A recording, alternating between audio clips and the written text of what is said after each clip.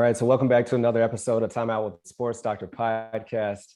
And I have a very exciting guest for you today, Miss Sue Izzo, who is a former sports agency founder, not just a sports agent, but a sports agency founder.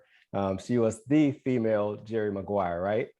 That's right. And That's right. she is currently the CEO and co-founder of the Sports Management Mastermind. So she's spending a lot of her time coaching and also giving back to the sport that really, provided a great lifestyle for her. So, Sue, very glad to have you on the show today. This podcast is brought to you by Zero Gravity Skin, a prolific leader in the aesthetic devices market, delivering anti-aging, complexion clearing, hair growth, and pain management solutions across the globe. Featuring the Perfectio X, a 2-in-1 device which treats both pain and signs of aging and is actively working to reverse cell damage accumulated over time. Also, the Relaxio, which provides damaged cells with the vital energy necessary to quickly renew and recover in the most optimal way. For more information, please visit zerogravityskin.com and use code Dr.Derrick30 to receive 30% off your purchase. Again, that's zerogravityskin.com, promo code Dr.Derrick30. Thank you for having me. I'm really honored to be here. Absolutely. So Sue is another friend of Miss Mariko Gordon, and I spoke about her when I interviewed some of her other friends. She has really blessed this podcast, not only by her episode when she talked about financial literacy and your relationship with money, but also by her colleagues and friends that she's recommended. And, very glad to have you on. Thank you. I'm a huge fan of Mariko and her partner, Jeff. They hold a special place in my heart. Absolutely. All right. So Sue, there is so much we can talk about from, Sure. How in the world did you become a sports agent to, what you're doing now and the exciting coaching work that you're doing. But just tell us about your career, and what led you to, being an agent for active sports. And I mentioned before we start recording, if you look at my background, I have football, basketball, baseball. I live in the South and grew up in the South, and that's what's really, prominent here. But you dealt with surfing, snowboarding, skateboarding, things of that nature. So talk to us about that. Yeah, sure. So I went to undergrad in Vermont, way back when, a long time ago. And when I started going to college, I ended up getting a job at Burton Snowboards up there. It all really happened. The story is actually quite funny. It's because of a boy, fell in love. He was a snowboarder. I didn't know anything about snowboarding. We broke up and I was like, how do I get back at him?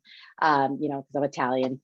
And so I decided to get a job at the company where he was sponsored as a sponsored snowboarder and started learning the ropes about snowboarding. And in that time working at Burton Snowboards, it was really cool because it was still the beginning days of Burton, and it was an exciting time to be in the company. There was only 100 people. So I was really able to learn a lot about sports marketing, about sales, PR. I was in college, so they would give me different odd jobs in the company. So it was really an amazing opportunity to learn about the different facets of sports marketing while I was still in college. So that was kind of the first foray into the snowboarding world and sports marketing world. I didn't go to college for this, to be a sports agent or anything from that. I went to school to become a school teacher because my mother told me when I got married and had kids, I'd have the summers off. And, so it was very funny that I ended up becoming an agent. But after graduating college, I landed this crazy job driving an RV around the country for a youth market research firm here in Connecticut. And I had to go on the road for 8 months. The companies that put us on the road were Vans, the shoe company, BMG Music, Jones Soda, Quicksilver. And we had to go talk to kids about trends, ages 10 to 24, about what sports they were participating in and, concerts they were going to. And then I had to come back to Wall Street and tell the companies, what was going on. And I kept saying, I'm like, you need to align yourself with like action sports athletes. At that time, it was extreme sports. So skateboarders, snowboarders, surfers. Right. And I kind of became this bridge for them, for some of the companies that didn't have relationships with athletes, because I had these relationships with snowboarders. So I started calling my friends and being like, hey, I'm working with this company. They're looking for a snowboarder to sponsor. within the company I worked in, there was an attorney who said, you know, that's being a sports agent. You should come work under me, because he represented somebody. And he kind of coached me for like 4 months, and then was like, we're not growing the sports management business here. You should start your own company. And I was all of 25 years old and had no idea what I was doing, and sat down in my 5th grade bedroom and started calling snowboarders I knew and saying, hey, would you let me try to get you some deals? So it was really, kind of entrepreneurial from the get-go.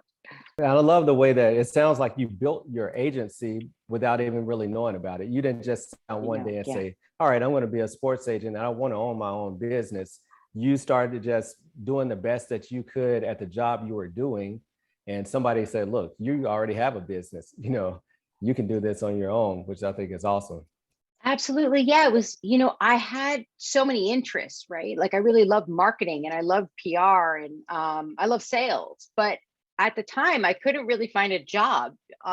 So it was, well, I can kind of combine all this, and this is kind of what a sports agent does. So it really like suited me in what I was passionate about and what I was interested in. So it really was, it was an accidental career in a way. And I just kind of approached it of just reading everything I could read. I mean, one of the first books I ever read was this book called Robert's Rules, and it was about a boxing agent. And that was how I learned how to cultivate relationships and nurture relationships, was, you know, through how he did it, which was through writing down, you know, people's birthdays and anniversaries on an index card and sending cards out. I mean, this was way before LinkedIn or anything of that nature, or Facebook, where you could find out information. It was like a little filing cabinet I had. So yeah, it was very self-taught and asking a lot of questions of people and just really not being afraid of the word no. I mean, I was really had nothing to lose, so I didn't really think twice about it. Sure. And you mentioned not being afraid of the word no, because you went from someone who not working for one of the powerful agencies, but somebody just, you know, let me hang my sign out here and say, I'm a sports agent, but you were able to take down some of the top names in your sport or in active sports. So tell us about kind of that mentality of going after the big dogs, even when you were kind of a solo person. Yeah, that was, it was interesting. You know, I think part of my success, I think, was my belief in my athletes. So I always felt, and I think a lot of people can relate to this, it's when you believe in someone or something so passionately, there's nothing you won't do for them. And so I would find any which way I possibly could to get an in at a company or with a sponsor or to pitch my athlete. Like it was just nothing I wouldn't do, or try to figure out a way. Like no matter if someone said no to me, it was just constantly, okay, well, that's just no for now. Right. Like, or the other thing that I would think is like, well, everyone rotates jobs. So sooner or later, that person's going to be out of that company, you know? So I got to keep showing up. And I think being persistent was really important, and also leading with my heart, because I really just was so passionate about what I was doing. And like I said, the belief in my clients that there was nothing I wouldn't do. And I was very strategic and not trying to build a big, huge conglomerate company. I knew that the strength was going to be in being a boutique and the client service, because I recognized that larger agencies, you know, they would have a roster of like 30, 40 athletes. And it was very, as an athlete, how do you compete for the deals, right? Inside that company, where I felt like if I had a boutique agency and had under, 14 athletes, I could stagger the talent and not have them competing on everything. And especially if I paid attention to their personal brands and didn't have their personal brands conflicting, it would make my company could make my company more appealing than some of the larger agencies. Sometimes that worked for me, and I got some incredible talent. And sometimes people wanted the glitz and glamour, and I respected that. So just kind of a branding question. What do you recommend, or how do you counsel someone that's trying to build a brand? Many times when you're trying to build a brand, people, I would just think about, you want to do things that will impress others. But is that really how you build a brand, or what do you tell people to kind of hone in on when they're trying to brand themselves? As an athlete, correct? Is that the question? Yes, as an athlete. So sure. So I think with an athlete, I mean, obviously the skill set has to be there. You have to have a certain level of talent. But what I always say to Yes. people is it's what you do off the field that I think is the most important thing. I always, we always talk about how do you add value outside of your results on the daily. And I think that that's not going and being like, what can you do for me? But it's more like, how can I help you? Because I think that you see this all the time, especially with economy. Teams have big budgets, and then those budgets shrink, and all of that stuff. And you see players get cut, or athletes get cut, and so they're going to keep the athletes that are continuing to add value. So if it's like calling up the marketing department and being like, hey, what promo can I show up at, or what company meeting can I do, or is there a day with kids that I can show up at? Those are the types of athletes that people are like, wow, like it's not just about their results. They're an asset to the brand, to the company. So I think that's really important. I also think when it comes to building your personal brand, you really got to be true to who you are. I've made the mistake with athletes where we tried to manufacture something like, oh, this is who you should be. Yeah. It would always blow up in your face. So I think it's being, really true to, like, if you are into the outdoors, or you're into grilling, or you're into family, or you have a strong faith, then that's what you should, build your brand on, because that is true to who you are. Because I think that people can, call it out or sniff it out a mile away when you're being inauthentic and you're trying to be something for the sake of getting a deal. Like, whenever I'm watching television and I see commercials and I see athletes doing things, I'm like, this is so not in alignment, because if it doesn't match up with what you're seeing on their social feeds, and you see them doing a commercial for something and it contradicts itself, so I think being true to who you are is really important. And I think also adding value outside of your results is extremely important as well. Yeah, I think, in the days of now social media, this is Mhm. probably not something you had to deal with as much, but, Right. now people just look at how many followers you have. But That's right. just because you have a huge following doesn't mean that you are a good match for whatever product or whatever service that wants to, sponsor you. Yeah, it's true. And I think that, some of the larger brands that, we work with Pepsi forever. And, working with Pepsi is really interesting because, one of the things that Mountain Dew was one of a huge sponsor of one of my clients. And we worked with them for well over a decade. And it wasn't just that my athlete aligned with the brand message of do things differently, because he was super creative and went to the beat of his own drum, but they recognized that they could bring him into corporate, and they could bring him into meetings with the CEOs and CMOs. And he had a great personality, and he was personable, and he had great communication skills. So it was even beyond just him being a winning snowboarder or being aligned with the brand message, Yeah. but it was also his, personality and communication skills that was very attractive to him, because they knew that someone at that caliber of athlete that they were going to sponsor, they were going to be bringing him all over the place for meet and greets. So that was another important factor, that I think you have to look at. And I think that's something that I always tell young kids and their parents. It's like, parents want to be the ones, I'm sorry, I might be jumping ahead, but parents want to be the ones that start No. interacting with sponsors, and holding on to that relationship, almost sometimes taking control of it. But that doesn't really help the athlete. I think having kids learn to go up to sponsors or coaches and shake their hands, introduce themselves, have the athlete be the one that's calling or sending the email or reaching out. Like, that's very important for young athletes to develop that. And I think that we're seeing that a lot with, the top athletes of today. We see their personality shining through. That people are looking for good spokespeople. So I think that that's an important skill for young kids to develop.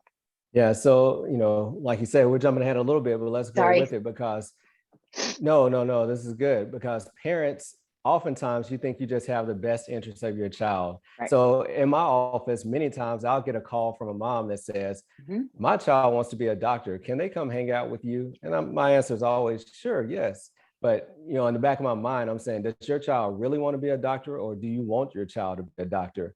And That's right. especially when I hear from other professionals or from other physicians, I really just kind of take it as a grain of salt. And many times the kid doesn't follow through. Right. Versus if a kid says, hey, can I come hang out with you? they're usually going to follow through on it because they took That's right. that first step, initiative to show that, hey, I'm serious about this. Because That's if right. you're not serious about it, it doesn't matter how much your parents want you to do it, or your agent Absolutely. wants you to do it, you're going to fall off and you're going to end up wasting a lot of people's time and efforts and money.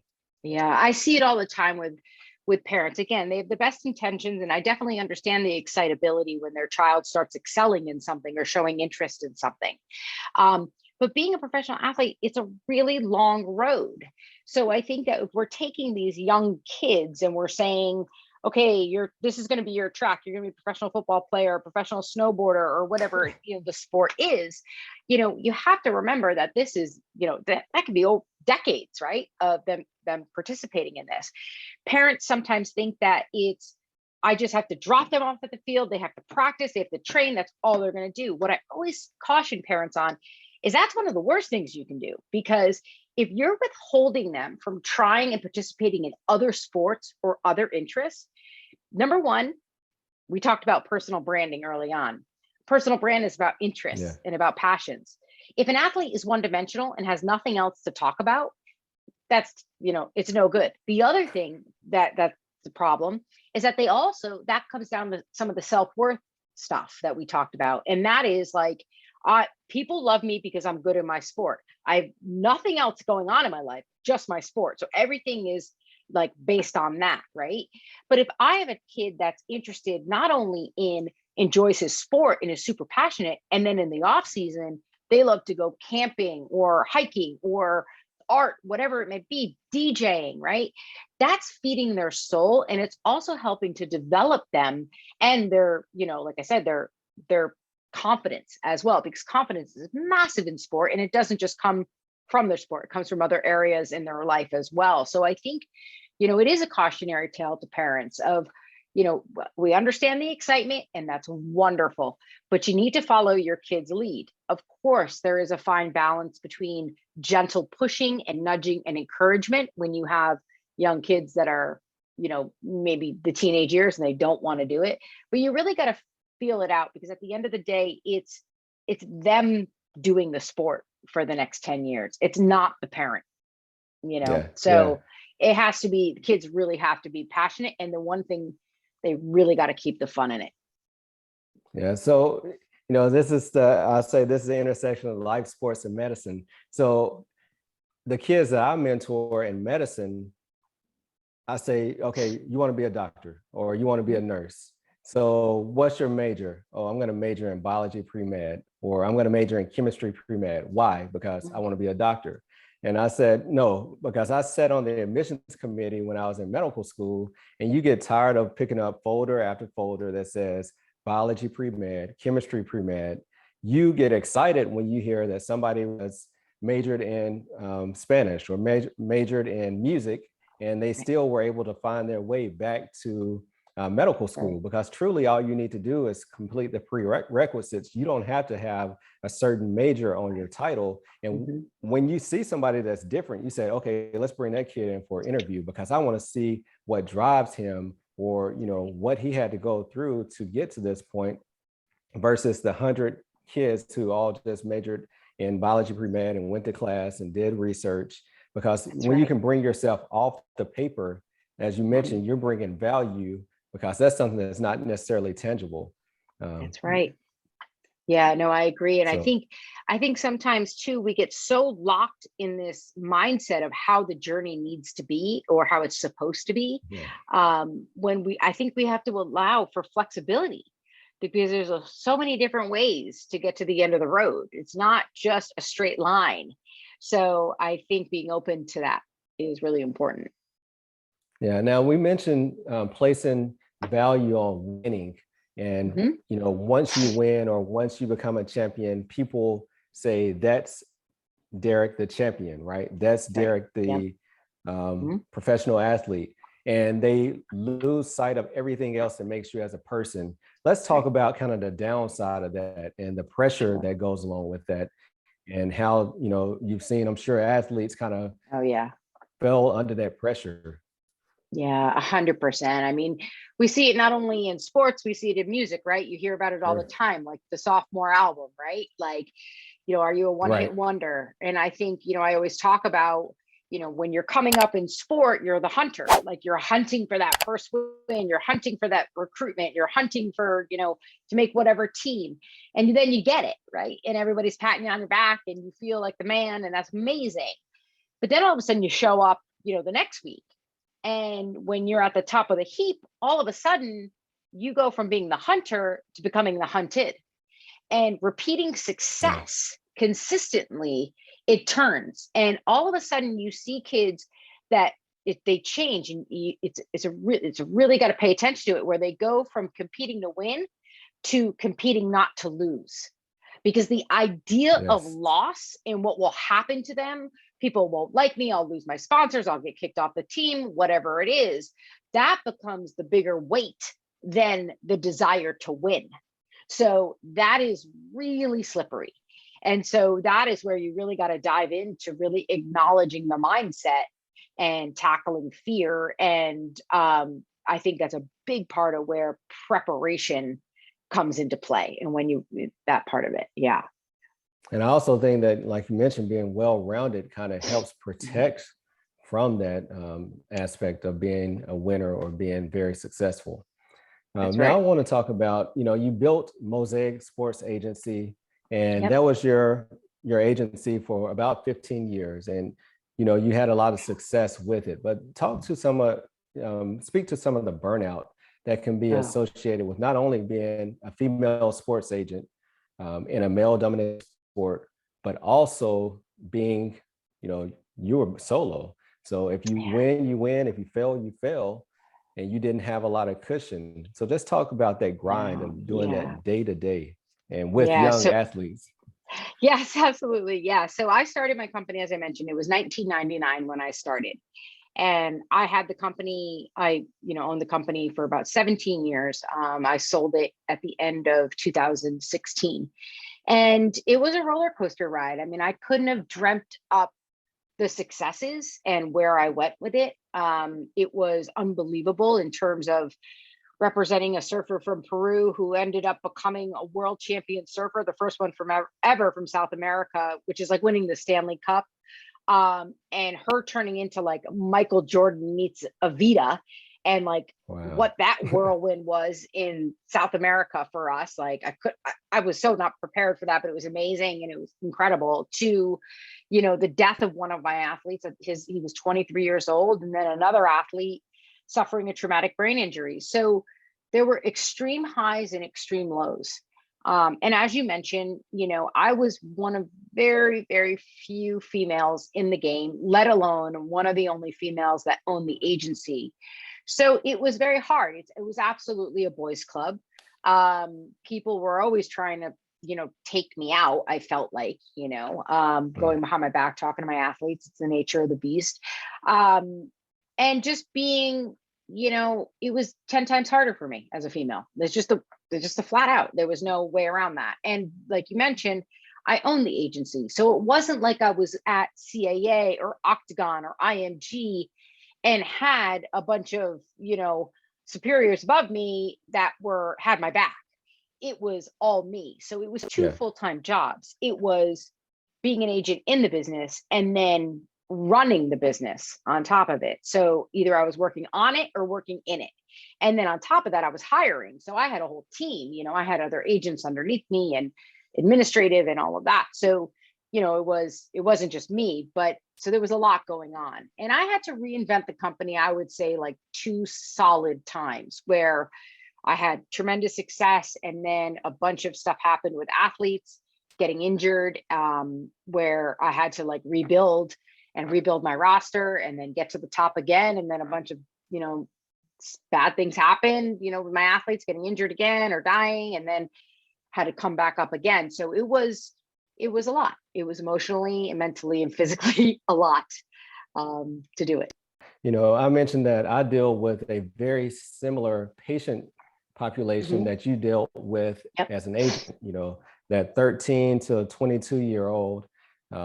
And a lot of athletes that you had didn't even have to complete high school or go to college. Right. And then you cut them this nice check and say, go be responsible. Don't screw up your life.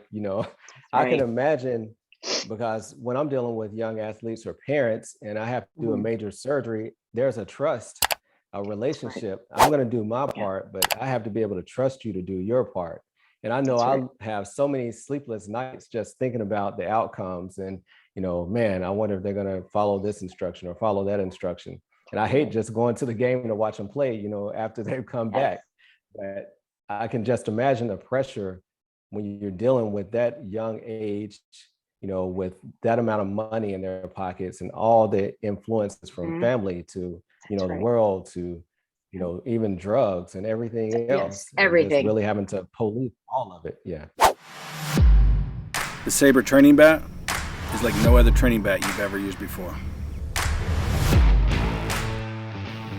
So the purpose of the Sabre training bat with its modified barrel is so that you can perfectly sequence and get behind the ball, getting the bat on plane sooner, creating less miss hits, more line drives, higher batting averages, and more exit velocity. The Sabre training bat is the #1 training bat on the market. Sabre Bats, the training bat that's going to take you to your best swing.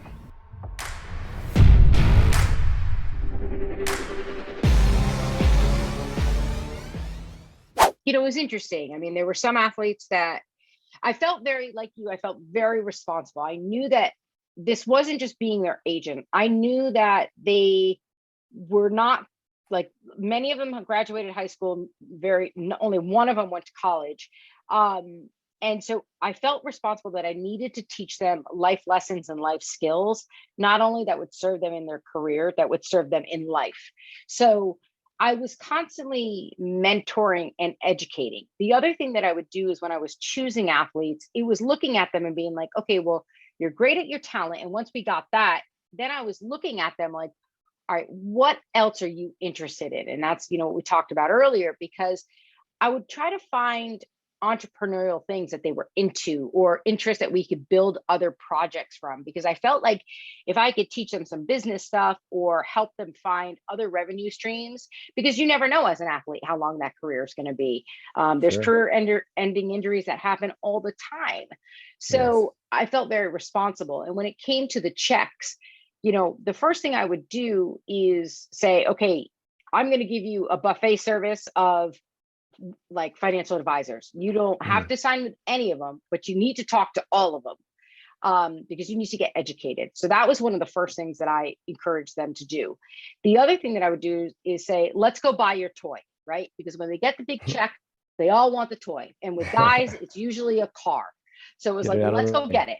Let's get it out of the way. And then it was saying, okay, so this check that's coming in from Oakley, that is going to be your mortgage payment. Okay. So that check is now spoken for.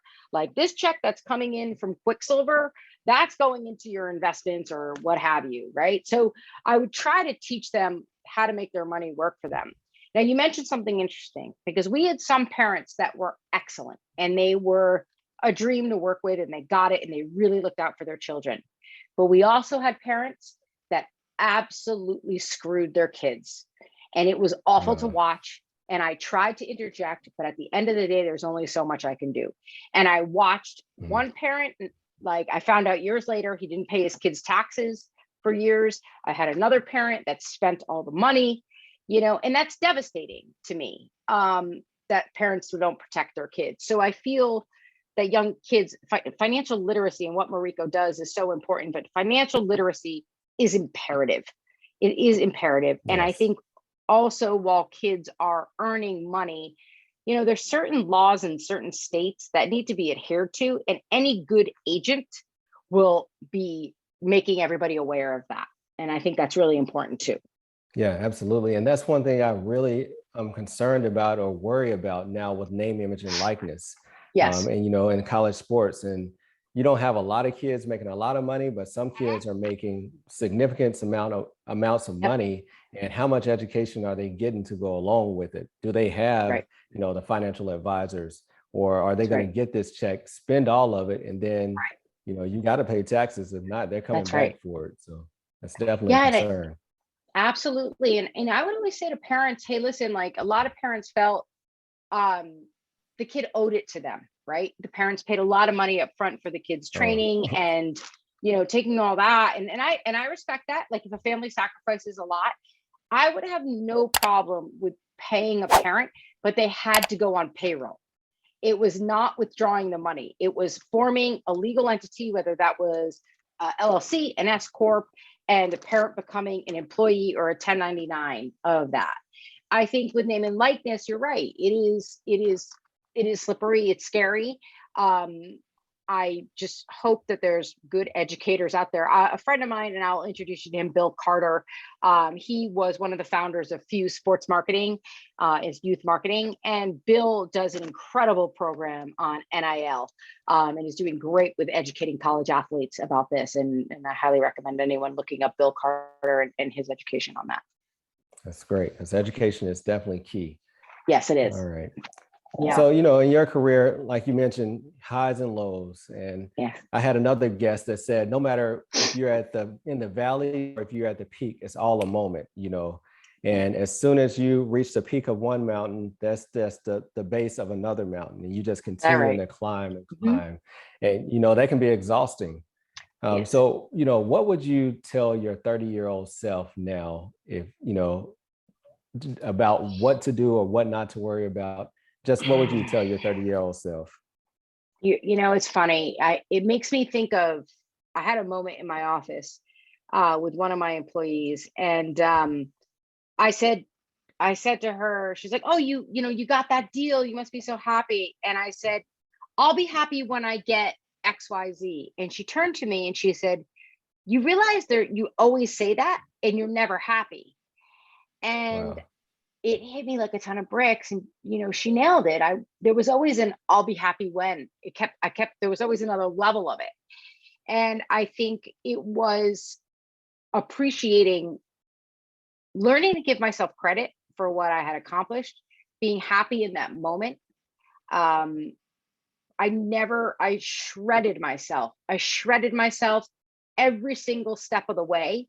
I was never good enough. Everyone was better than me. It did not matter how much I built, the company I built, or any of that. It was impossible for me to give myself any credit because I was always looking at other people and just envying everybody else, right?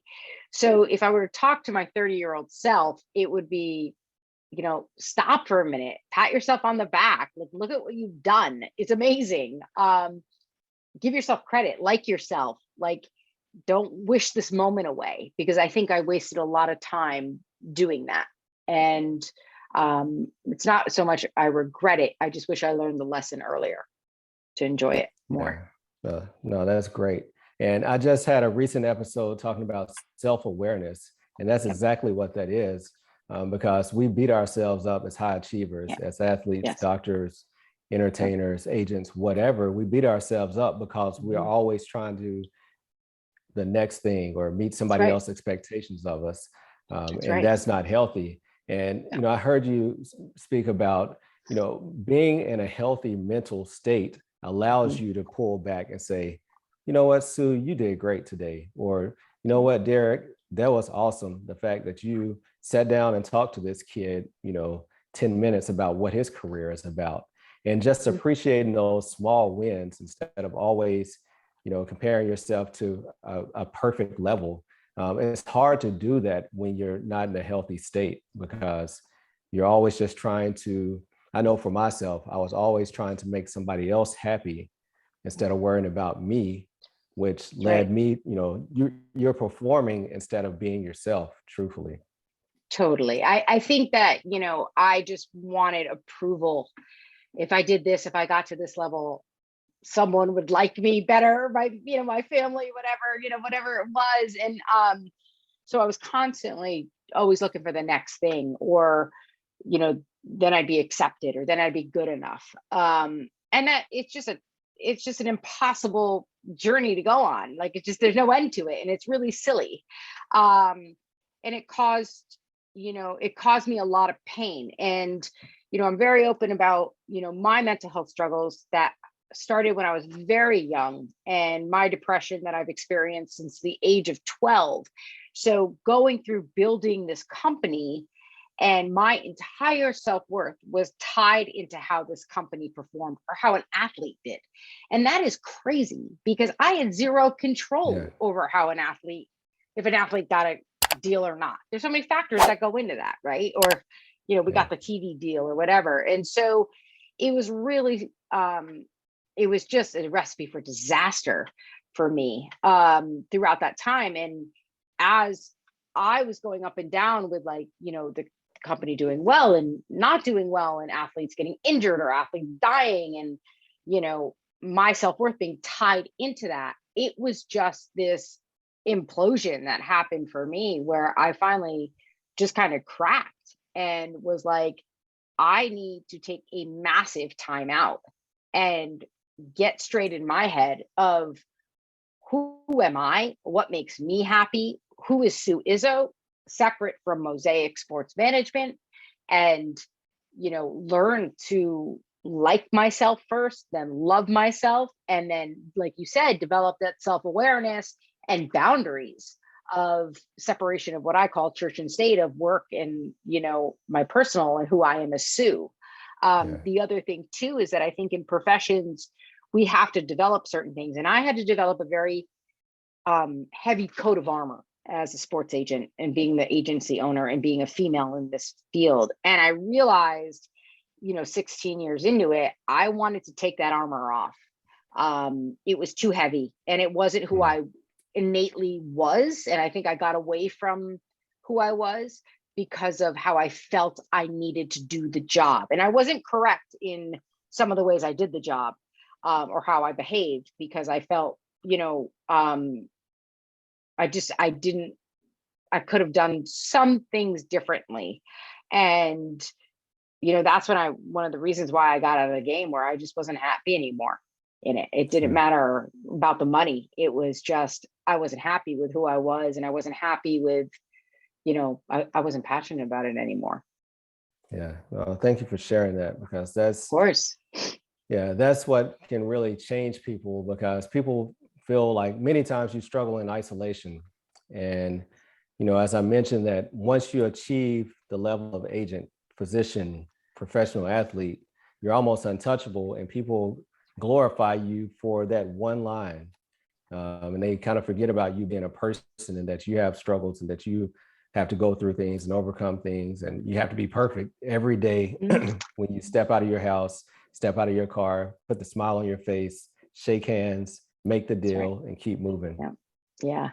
I think that it's really important to realize that, and I've learned this through my whole life, where, throughout different points in our life, we need a different set of tools. And I think that anybody will tell you that has achieved major success, they have not done it on their own. There's always people around them. So whether that is coaches, therapists, talking to friends, whether it's having other outlets like we discussed, I think those are all really important things. I think having a solid group of friends and family around you that you could trust and just love you for you is so important, because you're always going to have the hanger-oners that are all excited to meet you and be a part of your posse, but they're not there for the right reason. So I think it's important to have your closest people near you. And also too, I think that the asking for help, I'm so proud of society today. We still have a long way to go, but it is so much better than it's ever been. I'm so proud of our Olympians and the celebrities that are raising their hands and saying, I struggle and I need to take time out, and bravo to them, because it, like I always said, these sports, everybody is replaceable. It's bottom line, like everyone's replaceable, but you're somebody's child, you're somebody's partner, you're somebody's, whatever. You're not replaceable to that person. So your health and your happiness and your mental health and emotional health, all of physical health, it all has to come first, above and beyond. Because if you don't have that, you cannot be the football player or the snowboarder or the doctor or the agent. Like, you just can't. That stuff has to be your number one priority. Totally agree. Absolutely. Totally agree. All right. So talk to us about the one-on-one coaching that you're doing now on the opposite side of sports Yeah. agency, and is how you're kind of giving back to the sport that, blessed you so much. Yeah, absolutely. So after I sold my company in 2016 was finally when the deal went through. I kind of left action sports and just kind of went on my merry way and became a business consultant and coach and helping people build businesses because I do love doing that. And about a year ago, I partnered up with another agent and we started the Sports Management Mastermind, which is designed to educate up and coming action sports athletes and their parents on how to build their careers in action sports. So the idea behind it was we have, combined 40 plus years of knowledge being agents, and we've seen everything in the book. How about, we realize that like when kids get sponsored or at the X Games level or Olympic level, they have agents and they have a team around them help guiding them. But there's this whole younger generation of athletes that don't, and there's no roadmap. So, and nobody to tell you like, kind of what to avoid or what to do. So we created a 4-week, it's really 5-week live curriculum. It's a mastermind. We meet once a week for 90 minutes, and we cover how to build your athlete brand, how to promote that through social media, how to your mindset, mental health, and mental strength. Then we do contracts, sponsors, negotiations, how to build your athlete pitch deck. And then the last week is Q&A. So it's been this incredible experience. We've now conducted, I think, 4 masterminds over the past 4 or 5 over the past year. And the ages of the athletes range from, 10 years old to about 18, 19, and they're joined by their parents. And it's education, it's conversation, Q&A, and we have professional athletes come on and join us and different experts like sports performance coaches, other agents, and it's been pretty awesome. No, I mean, that sounds great. And that sounds like something that needs to be duplicated, action sports, Yes, baseball, basketball, football, yes, across the board, because there's just so much that, the pressure on these kids, because you look around and you say, okay, Johnny's going to this camp, okay, they're doing this, now they're training year round, and you feel like you have to do this. But like you mentioned, even in action sports, I thought it might be different, but you're still looking for a well-rounded athlete, not just somebody who can surf, 100%. Yeah, I think, we started off in action sports because that's where we came from. So my goal was let's perfect it in action sports. Let's figure out what we need to take away and what we need to add to go to stick and ball. And I think we're there. I think we're pretty close to getting there. So we'll be this next year will be the expansion into other sports. Everything we teach is applicable across the board. For any athlete, it really is. I think the only difference is how action sports athletes pitch sponsors is a little bit different from like a team sport athlete, right? So because they're in action sports athletes are independent. So there's some differences there. The other thing that we're seeing a lot of is we're getting a lot of coaches and aspiring sports agents. So we'll be starting another division of the company, which will be for people that want to be agents. Again, we'll start off in action sports, people who want to be action sports agents, and then we'll be inviting other agents in to talk about more traditional sports and maybe some of the differences. So really, it's just, we want to get people to the point right before to where they get signed by agents or go pro. So then it's like, we give them the handbook of things to do and questions to ask and how to prepare themselves and position themselves best. And like I said, my goal in this is really planting seeds. I don't expect a 13-year-old to take everything and go implement it the next day, but I do know that, we are planting enough seeds that they do come back to us and they say, hey, that was really helpful. I got in this situation. Or, like I talked about, introducing yourself to coaches or team managers or sponsors. And it is the best feeling in the world when I get emails from athletes and they're like, these young athletes, and like, I introduced myself to the team manager at Oakley at the bottom of the half pipe, and he's going to flow me product. Thank you for teaching me how, so it's like super rewarding. And same with the parents. Like, I know parents, it's very overwhelming when your child starts excelling in sports. And it's very difficult too when you hear all the other parents talking. So you're kind of like, what should we be doing? And it's a panic mode. So providing guidance for the parents has been really rewarding as well, and being able to help them navigate these roads. Sure. That's great. So on Time Out with the Sports Doctor, this is your final timeout. So, this has been an action-packed, fun-filled. I mean, you've given out so many gems during this interview. But I want you to speak to that athlete, or speak to that parent of a young athlete who's just feeling overwhelmed because there's so many things. They have a talented kid and they want to help. And they don't want to be a hindrance to their career. Just speak to them as far as, the steps that they should be taking and how they get started. Sure. As a parent, I think the biggest thing is, I think communication with your child is one of the most important things, right? And I think not telling your kid what to do, but asking them how they feel about a certain performance or a certain situation, and let them speak to you, is really, really important as you start this journey.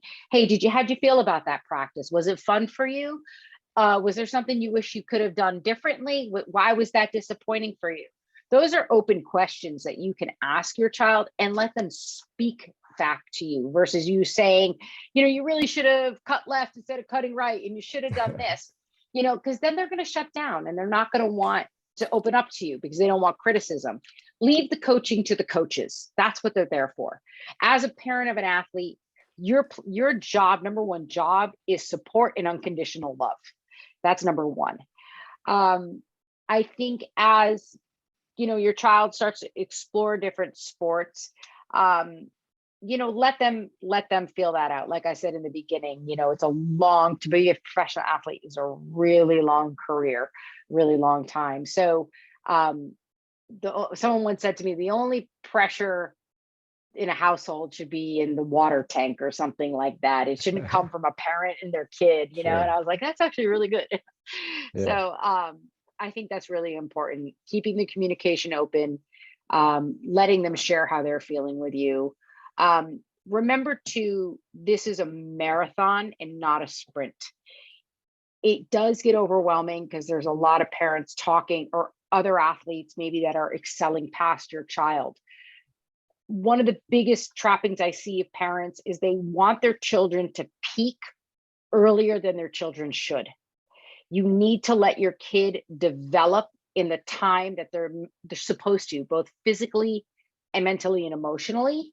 And not try to rush that process, because a lot of parents want their kid because little Joey made varsity. Their kid, why is my kid making varsity? Let little Sammy, develop his body and get there.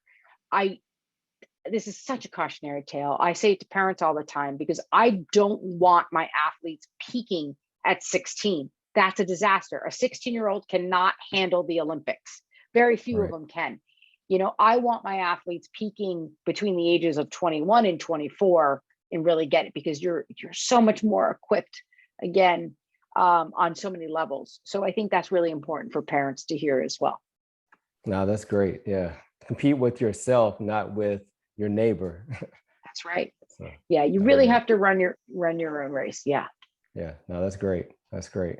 Well, Sue, tell everyone how they can follow you, on social media, how they can be a part of your mastermind if they're interested. Yeah, sure.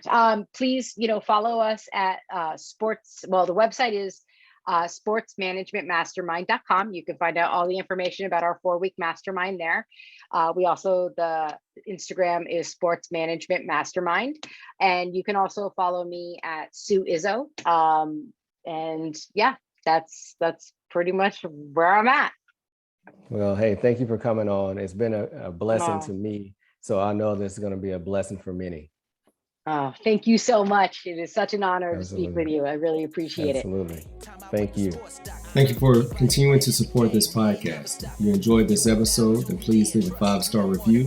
And if you haven't done so, subscribe so you continue to get the updated episodes. Until later, peace. Hey, time out with the sports doctor. Keep our hip right in the game, we ain't never stopping. You are now tuned in, trust you don't wanna miss. This is where life, sports, and medicine